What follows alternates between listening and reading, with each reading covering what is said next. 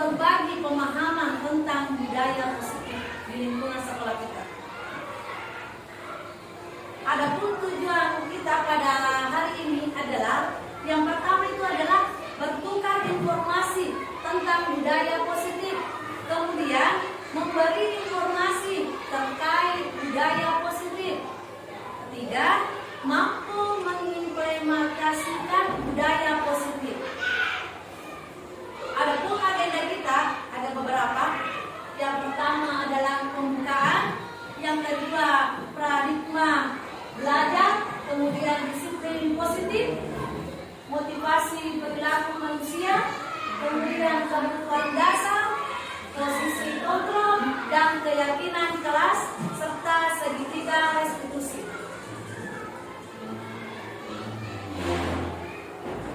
Bapak Ibu, coba kita perhatikan perubahan paradigma belajar. Coba Ibu, apa tangannya digenggam. Kita perhatikan di sini, diri kita yang memegang kendali atau teori kontrol. Kita yang memegang diri kita sendiri tangannya. Meskipun ada rujukan, misalnya mau dikasih mas 10 juta, mau? Mau dikasih? Iya. 20 juta mau? Iya. 30 juta? Iya. Artinya ini pasti Bapak benar. Kenapa tidak bisa dibuka? Karena kita sendiri yang memegang kontrol kita. Jangan karena ada rujukan, rayuan, desakan, atau paksaan, timbalan, atau dan sebagainya. Kita itu yang memegang kendali kita. Paham Bapak Ibu? Kita lanjut. Oke, lanjut. Perubahan paradigma belajar. Ilusi guru mengontrol murid, ilusi penguatan positif, kemudian ilusi kritik dan membuat merasa bersalah, menguatkan karakter, kemudian ilusi orang dewasa memiliki hak untuk memaksa. Kita perhatikan murid-murid, teori kontrol murid. Guru itu mengontrol murid, kemudian penguatan positif. Kita perhatikan ke depan. Kita lanjut. Kita perhatikan perubahan paradigma belajar. Kita yang sekarang dengan kita setelah berubah, kita perhatikan. Kita yang sekarang stimulus respon. Yang pertama itu realitas atau kebutuhan kita sama. Kemudian teori kontrolnya realitas kebutuhan kita berbeda. Yang kedua, semua orang memiliki hak yang sama. Kemudian teori kontrolnya setiap orang memiliki gambaran yang berbeda. Yang ketiga, kita mencoba mengubah orang agar berpandangan sama dengan kita. Kemudian kita berusaha memahami pandangan orang lain tentang dunia. Perilaku buruk dilihat sebagai suatu kesalahan. Teori kontrolnya adalah semua perilaku memiliki tujuan. Orang lain bisa mengontrol saya, hanya Anda yang bisa mengontrol diri kita. Kita perhatikan perbedaannya. Saya bisa mengontrol orang lain. Teori kontrolnya adalah Anda tidak bisa mengontrol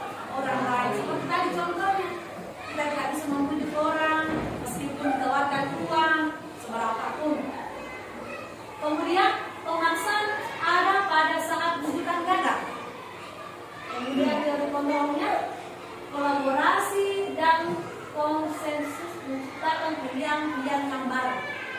Atau yang lain, model berpikir menang atau kalah. Setelah kita berubah adalah model berpikir menang-menang. Ubahlah bagaimana Anda melihat dunia, bagaimana Anda berpikir tentang manusia. Ubahlah paradigma Anda, skema pemahaman dan penjelasan aspek-aspek tertentu tentang realita. Itu tadi yang dirubah. Kita sekarang, kita setelah berubah. Yang sebenarnya perubahan paradigma belajar. Kita lanjut Bapak Ibu. Ya. Disiplin positif. Bapak Ibu pernah dengar namanya disiplin positif? Apa-apa saja yang dibilang disiplin positif, pasti di pikiran Bapak Ibu disiplin positif itu hukuman atau tentang melanggar. Padahal disiplin positif itu kalau hukuman atau tidak nyaman artinya salah.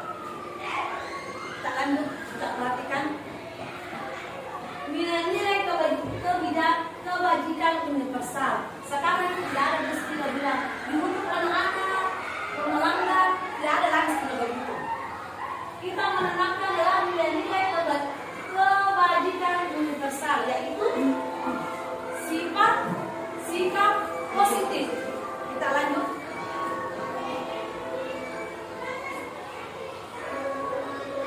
Motivasi perilaku manusia. Coba Bapak Ibu kita perhatikan beberapa contoh. Ada 3. Yang pertama adalah tidak ingin ditegur atasan atau mendapat surat teguran. Kemudian ingin dipuji dan dihargai. Yang ketiga, bertanggung jawab atas tugas dan menjadi panutan. Yang nomor 1 itu kira-kira yang mana Ibu? Tidak ingin ditegur, berarti dia termasuk adalah dia menghindari hukuman. Yang kemudian ingin dipuji atau dihargai. Apa? Ia mendapatkan imbalan atau penghargaan. Yang ketiga adalah bertanggung jawab atas tugas dan menjadi panutan. Iya, bagus sekali. Kita lanjut. Sekarang hukuman, konsekuensi dan restitusi. Ini 3 ini berkaitan. Tindakan dulu kita memilih apakah hukuman atau konsekuensi. Sekarang contohnya kita perhatikan, mencatat 100 kali di buku kalimat saya tidak akan malas lagi, termasuk hukuman atau konsekuensi. Termasuk apa Bapak Ibu? Hukuman. Termasuk karena iya, karena menulis. Yang kedua, ya, yang kedua, lari mengelilingi lapangan basket 2 kali karena terlambat datang ke sekolah. Hukuman. Kenapa bisa hukuman? Ya. Yang ketiga, murid diminta push up 15 kali karena tidak menggunakan masker. Hukuman juga. Kemudian mengganti kertas teman yang telah dicoret-coret. Yang membersihkan tumpahan air di meja karena tersenggol saat belajar. Ya, murid disuruh untuk tidak mengenakan sepatu seharian di sekolah sebab tidak mengenakan sepatu hitam. Termasuk apa itu? Hukuman. Yang terakhir, lari mengelilingi lapangan basket 2 kali karena terlambat 10 menit pelajaran bagi rendah. Resikonya, coba kita lanjut lagi. Ini kita perhatikan perbedaannya hukuman, konsekuensi dan restitusi. Yang pertama itu hukuman dilakukan secara spontan dan tidak berkaitan dengan kesalahan. Kemudian konsekuensi sifatnya sudah diketahui dan masuk akal. Yang restitusi menawarkan pemecahan masalah yang lebih baik dengan penguatan. Ini perbedaan ini, hukuman, konsekuensi dan restitusi. Jadi Bapak Ibu itu harus mengetahui perbedaan ini yang mana termasuk hukuman, konsekuensi, dan eksekusi. Tahu Bapak Ibu? Kita lanjut. Masih semangat? Masih? Nah sekarang ini perbedaan Bapak Ibu. Kita bisa lihat perbedaannya. Perbedaan hukuman dan konsekuensi. Ini perbedaan hukuman dengan konsekuensi. Hukuman itu sesuatu yang menyakitkan harus terjadi.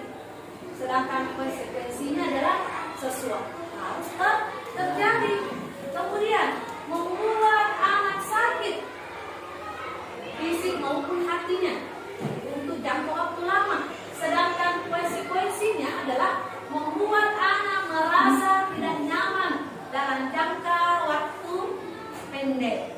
Kemudian anak membenci kedisiplinan. Konsekuensinya adalah anak menghargai disiplin. Itu perbedaannya hukuman dengan konsekuensinya. Kemudian paksaan. Kalau terhukuman itu paksaan, sedangkan konsekuensinya adalah stimulus atau tanggapan.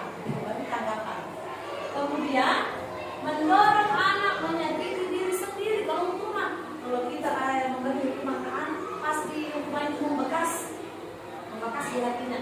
Sedangkan kalau konsekuensinya mendorong anak agar mudah menyelesaikan diri. Itu perbedaannya. Kemudian konsep diri yang buruk, konsep diri yang baik, perbedaannya. Kemudian anak belajar untuk menyembunyikan kesalahan, hukuman itu. Kemudian kalau konsekuensinya adalah anak belajar untuk memenuhi peraturan. Yang terakhir adalah marah, rasa bersalah, dipermalukan, merasa tidak dihargai. Jadi kalau anak-anak itu dihukum, kalau misalnya terlambat datang ke sekolah langsung dihukum di depannya teman-teman, pasti membekas di sini. Seperti dipermalukan. Sedangkan kalau konsekuensinya adalah kehilangan hak, dibuat tidak nyaman, dia singkat itu sementara. Itu perbedaan Bapak Ibu. Jadi untuk menghindari seperti ini, kita adakan restitusi. Kita lanjut.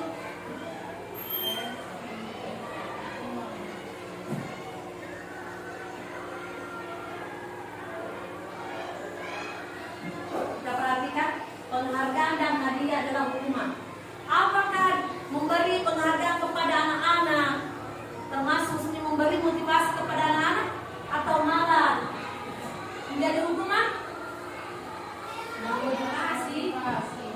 Motivasi. Apakah kita memberi hadiah misalnya kalau ada anak-anak, siapa-siapa yang cepat selesai saya kasih hadiah? Apakah itu termasuk memberi motivasi anak atau cuma menjatuhkan anak? Memberi motivasi. Kita perhatikan. Yang pertama adalah pengaruh jangka panjang dan pendek. Kemudian penghargaan tidak efektif. Dan yang ketiga, penghargaan merusak hubungan. Kalau misalnya anak-anak selalu dikatakan siapa yang cepat selesai dikasih hadiah, itu tidak termasuk memberi anak-anak motivasi. Yang keempat, mengurangi ketepatan. Kemudian yang kelima, menurunkan kualitas. Kapan kita selalu menjanjikan anak-anak, siapa yang bisa dapat jabat satu saya akan kasih hadiah, itu menjatuhkan anak-anak, menurunkan motivasinya. Kita perhatikan, penghargaan mematikan kreativitas. Berarti anak-anak nanti tidak kreatif lagi. Kasih uang, jadi pasti ada bangga orang tua, tidak ada motivasi dalam hatinya. Yang ketujuh, penghargaan itu menghukum. Kita lanjut ya. Kita perhatikan kebutuhan dasar manusia ada 5. Ada yang bisa kebutuhan dasar manusia seperti apa? Yang pertama di sini kesenangan. Yang kedua adalah yang ketiga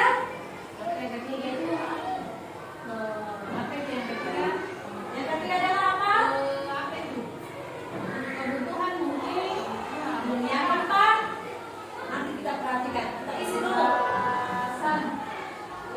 Ya, kebebasan bertiga. Ya, kebebasan yang keempat. Kebutuhan bukan. Apa? Bantuan. Yang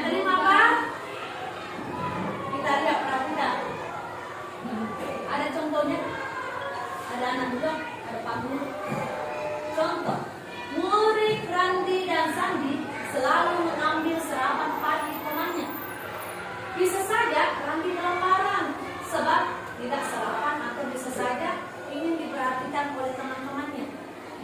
Murid melakukan kesalahan bukan tanpa sebab ada kebutuhan yang tidak terpenuhi dalam dirinya sehingga berbuat hal demikian. Kebutuhan apa dia butuhkan? Di sini Randy membutuhkan kebutuhan apa? Apakah kesenangan, cinta, dan kasih sayang? Dia membutuhkan apa? Apa? Perhatian. Ya, kita perhatikan. Kesenangan, cinta dan kasih sayang, kebebasan, penguasaan, kemudian bertahan hidup. Artinya kesenangan adalah kebutuhan untuk merasa senang, selalu senang. Yang kedua, cinta dan kasih sayang. Di sini artinya kebutuhan untuk diterima, memberi dan menerima kasih sayang. Kemudian kebebasan, kebutuhan akan pilihan, kemandirian atau otonomi. Dia butuh ini. Dia mau bebas. Kemudian keempat, penguasaan. Artinya di sini penguasaan adalah kebutuhan pengakuan atas kemampuan prestasi diakui. Penguasaan selalu diakui. Saya juara 1, saya juara 2. Yang terakhir bertahan hidup. Artinya di sini bertahan hidup adalah kebutuhan fisiologis. Artinya di sini rasa lapar serta fisiologis rasa aman. Berarti yang contoh tadi yang murid Randy, dia membutuhkan adalah apa? Iya, bertahan hidup. Sampai di sini ada masukan atau tanggapan? Kita lanjut. Nah, sekarang ini yang penting Bapak Ibu. Kita sebagai guru itu harus mengetahui posisi kontrol sebagai guru. Coba kita perhatikan dulu. Ada di sini, ada 5 di sini posisi kontrol sebagai guru. Yang pertama adalah sebagai manajer, yang kedua sebagai pengukur, yang ketiga sebagai teman, yang keempat sebagai pemantau, yang kelima sebagai pembuat rasa bersalah. Ada beberapa contoh saya letakkan di sini. Coba Bapak Ibu kita perhatikan sama-sama. Yang pertama adalah patuhi aturan saya, awas kamu. Sudah cari pasangannya? Penghukum. Apa? Iya, penghukum. Patuhi aturan saya, awas kamu. Berarti ini bersifat penghukum. Yang kedua, apa rencana kamu untuk memperbaikinya? Sebagai manajer. Sebagai? Manajer. Iya, karena di sini dia memberi rencana untuk memperbaikinya ke depan. Berarti dia sebagai manajer. Yang ketiga, ibu kecewa sekali sama kamu. Membuat rasa bersalah. Kenapa? Buat rasa bersalah. Iya, karena dia mengatakan ibu kecewa sekali sama kamu. Berarti membuat rasa bersalah. Yang keempat, konsekuensinya apa? Konsekuensinya apa? Sebagai apa pemantau? Sebagai pemantau. Yang kelima adalah tidak apa? Nanti ibu bereskan. Sebagai teman. Sebagai teman. Karena di sini adalah menolong. Kita lanjut. Sekarang dalam membuat keyakinan kelas seperti ini ada beberapa contoh di sini. Kita perhatikan keyakinan kelas itu adalah mengapa memakai helm saat berkendara. Yang kedua, mengapa keyakinan? Mengapa bukan peraturan saja? Kenapa mesti keyakinan? Kenapa bukan aturan? Seperti kita ketahui di sekolah selalu mengatakan aturan, patuhi aturan. Seharusnya itu menggunakan kalimat keyakinan. Mengapa memakai masker saat pandemi? Lanjut. Ini kita perhatikan dulu keyakinan kelas. Dalam membentuk keyakinan kelas, bukan lagi bilang aturan kelas. Kita membuat keyakinan kelas ini kita disepakati bersama anak-anak, bukan saja keinginannya guru harus begini, harus begitu, tidak. Kita berkolaborasi dengan anak-anak di kelas atau di lingkungan sekolah untuk menciptakan keyakinan yang diyakini diri ini dalam sini. Karena dia sendiri yang nanti ikuti. Jadi kita perhatikan mengapa memakai helm saat berkendaraan, kemudian mengapa masker saat pandemi. Kita bedakan. Mengapa memakai helm saat berkendaraan? Pertama itu, jika memakai helm dan masker karena alasan takut dirahasia, berarti dalam diri kita masih mempercayai dan mengamalkan aturan. Kalau kita harus memakai helm, takut dengan polisi, berarti masih termasuk aturan. Kemudian, kalau termasuk dalam hati atau keyakinan, ini bedanya. Jika memakai helm dan masker karena alasan keamanan, keselamatan, apalagi dan kesehatan, artinya kita sudah mempercayai dan mengamalkan nilai kebajikan. Ini yang disebut dengan keyakinan dari hati, bukan karena aturan. Bisa paham? Bedanya aturan dengan keyakinan? Ya, kita lanjut. Sekarang coba kita jawab. Keyakinan kelas dan peraturan kelas adalah hal yang sama, benar atau salah? Coba siapa? Apakah keyakinan kelas dengan peraturan kelas sama atau tidak? Salah. Kenapa, Pak? Salah. Coba kita lanjut. Iya, salah. Keyakinan kelas, kita perhatikan, salah. Karena kenapa? Kita lanjut. Karena kenapa? Keyakinan itu timbul dari hati. Sedangkan aturan berdasarkan kita sendiri yang buat. Tidak ada kerjasama. Kita lanjut yang kedua. Yang kedua itu tadi, keyakinan kelas berlandaskan nilai-nilai kebajikan atau prinsip universal. Betul atau salah? Iya, betul. Jadi Bapak dan Ibu sudah paham tentang keyakinan dengan aturan? Paham. Ayo kita lanjut. Sekarang kita perhatikan. Coba kita isi. Apa nilai kebajikan atau keyakinan yang ingin diangkat dari peraturan-peraturan berikut? Yang pertama adalah menggunakan helm saat mengendarai motor. Kemudian membuang sampah pada tempatnya. Dan kemudian ketiga, dilarang menggunakan kata-kata kasar. Apa nilai-nilai kebajikan yang ingin diisi di sini? Menggunakan helm saat mengendarai motor. Apa di situ? Apa?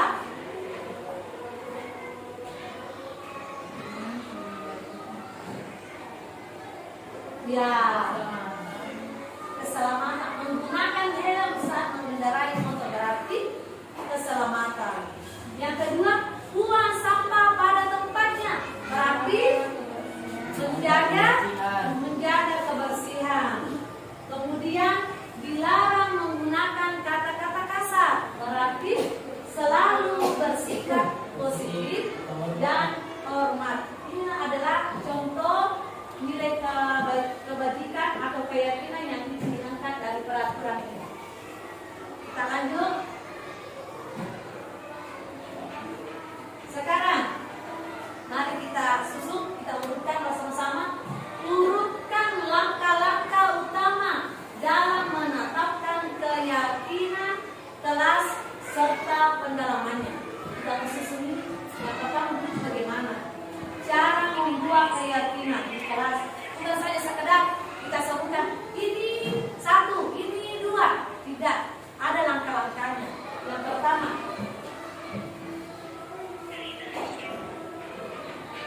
perhatikan, langkah-langkahnya yang pertama adalah berdiskusi, memunculkan peraturan-peraturan yang perlu ditaati di wadah kelas.